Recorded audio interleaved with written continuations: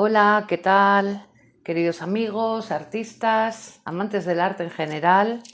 Pues aquí estamos en un nuevo episodio de tutorial gatito persa con pintura pastel.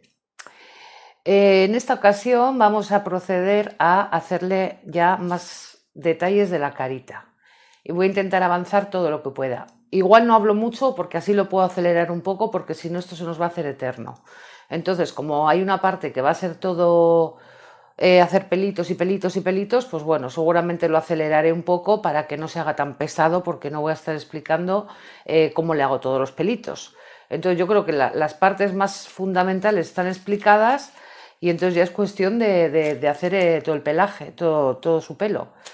Y por eso digo que probablemente voy a hablar menos y lo aceleraré para que no se haga tan pesado. Bueno, como veis, en toda esta parte de aquí le he estado haciendo un poquito los pelitos. Quería ver cómo quedaba antes de grabar y bueno, sí, estoy viendo que más o menos ya está el fondo hecho y ya es cuestión de eso, de aplicarle todo el pelaje y color, nada más. Entonces por eso os digo que voy a ir haciendo pues eso, este tipo de pelitos. Probablemente voy a utilizar este pastel, o sea, este lápiz pastel y también utilizaré la barra. Voy a utilizar la barra porque es que es mucho pelo el que tengo que hacer, entonces voy a adelantar más con la barra.